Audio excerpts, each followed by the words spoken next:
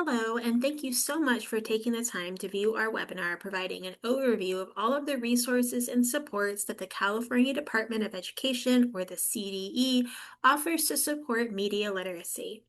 This webinar is intended as a support for the News and Media Literacy for All webinar series. Make sure to watch the second part of this webinar focusing on the supports that our partner in this series, the News Literacy Project, offers. In this video, we'll have a brief welcome and introduction. We'll have an overview and definitions for media literacy. We'll cover the Model School Library Standards, and then we'll go ahead and close out. My name is Jennifer Howarder. I'm an education programs consultant in the Professional Learning Support Division. And if you ever have any questions about media literacy, you can always send me an email at jhowerter@cde.ca.gov. All right, let's get into our presentation. First, it's important that we understand the basic concepts and definitions when discussing media literacy. First, let's go over media and digital literacy. Media literacy, according to the National Association for Media Literacy Education, is the ability to access, analyze, evaluate, create, and act using all forms of communication. And digital literacy, according to the American Library Association, is the ability to use information and communication technologies to find, evaluate, create, and communicate information, requiring both cognitive and technical skills.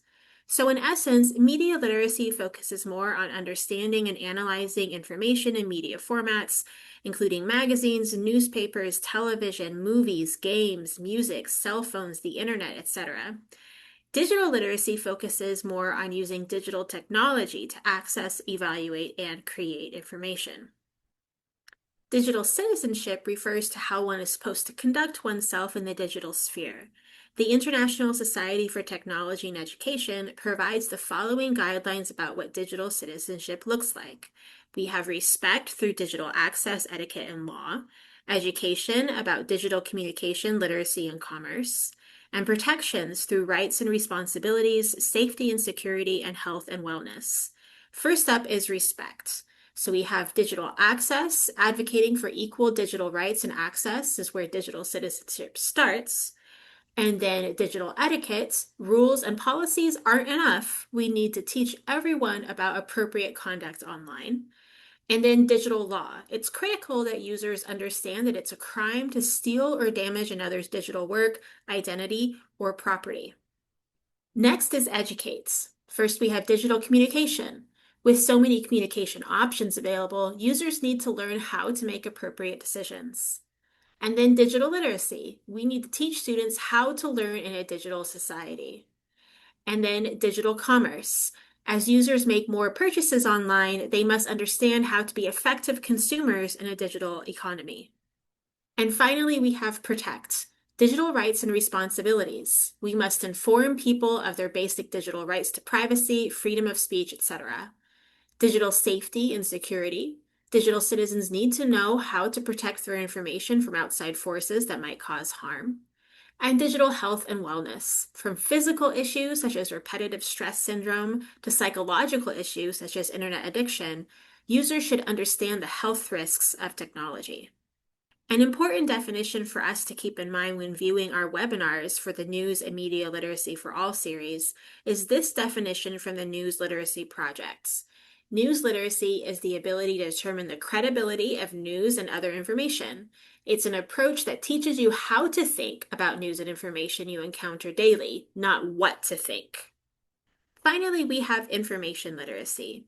Information literacy really encompasses all of the previous definitions. We'll go more in depth in information literacy and the standards that support it and all of the other concepts in a moment. But for now, here's the definition for information literacy from the American Library Association. It is the ability to recognize when information is needed and have the ability to locate, evaluate, and use effectively the needed information. So why are we focusing on media literacy, digital literacy, news literacy, and digital citizenship? So media literacy is the ability to access, analyze, evaluate, and create and act using all forms of communication. Being a good digital citizen means that we need to know how to respect, educate, and protect ourselves and others.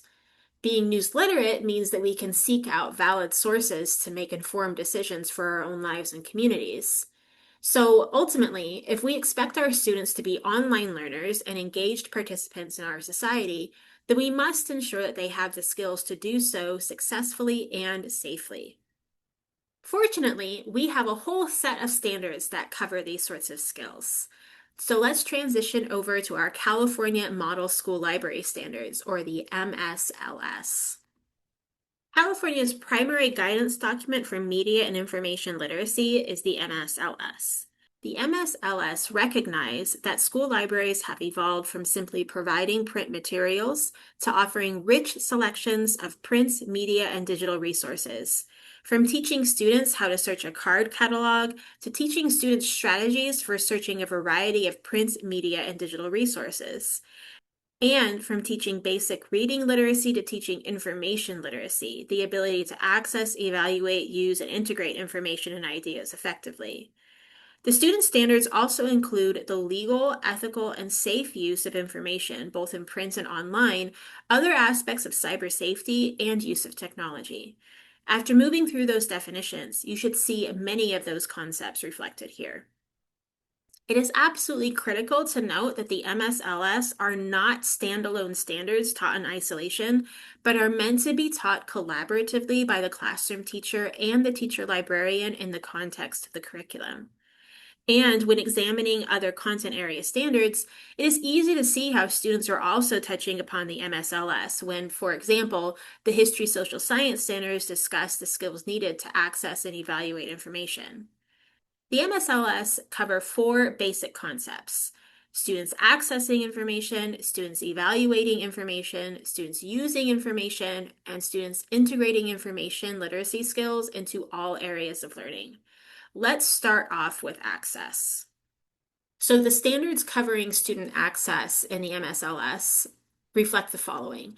The student will access information by applying knowledge of the organization of libraries, print materials, digital media, and other sources. So this covers the recognition for the need for information, formulating appropriate questions, identifying and locating a variety of resources online and in other formats by using effective search strategies, and retrieving information in a timely, safe, and responsible manner. Next is evaluates. The student will evaluate and analyze information to determine what is appropriate to address the scope of inquiry.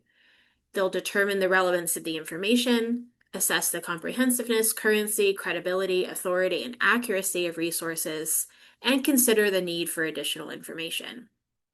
Next is using information. The students will organize, synthesize, create, and communicate information. They'll demonstrate ethical, legal, and safe use of information in print, media, and online resources. They'll draw conclusions and make informed decisions. And they'll use information and technology creatively to answer a question, solve a problem, or enrich understanding. Finally, students will integrate information literacy skills into all areas of learning. So the student will independently pursue information to become a lifelong learner. They'll read widely and use various media for information, personal interest, and lifelong learning. They'll seek, produce, and share information, and they'll appreciate and respond to creative expressions of information.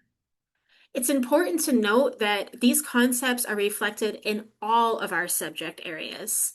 So first up, we have the English Language Arts, or ELA, and literacy. Students in this content area will conduct short research projects that use several sources to build knowledge through investigation of different aspects of a topic. In the arts, students will explore the ethical responsibilities to oneself and others when recording, posting, and sharing through the internet, social media, and other communication formats. And in history social science, or the HSS, they'll understand the obligations of civic mindedness, including voting, being informed on civic issues, volunteering and performing public service, and serving in the military or alternative service. In math, you'll see students having opportunities to explore and research a topic of interest and meaning to them, using the statistical methods, tools, and representations. Students will consider how different competing interpretations can be made from different audiences, histories, and perspectives. In science, Students will be planning and carrying out investigations. They'll make observations, either firsthand or from media, to collect data that can be used to make comparisons. And in health education, they'll evaluate current research about the health consequences of poor environmental conditions. So, in essence, media literacy, digital citizenship, news literacy, and information literacy are at the center of everything that we do. Every single content area touches on these concepts. So, it's important that all classroom teachers, along with teacher librarians, are able to support students in developing these skills. The CDE has many resources and guidance to support media literacy. The CDE's Media Literacy page has links to curricula, lesson plans, professional learning, and more, including the MSLS. You'll also find there the link to the latest News and Media Literacy for All webinar series so that you can sign up for the next events. Make sure to also watch the primer on the News Literacy Project's resources. You can find everything at https://www.cde.ca.gov/ci/cr/ml/index.asp. Again, remember, if you have any questions regarding media literacy, please feel free to reach out. My name is Jennifer Howarder. I'm in the Professional Learning Support Division at the California Department of Education, and you can contact me at jhowerter@cde.ca.gov. Thanks for taking the time to watch this video, and I hope to see you in one of the News and Literacy for All webinar series events.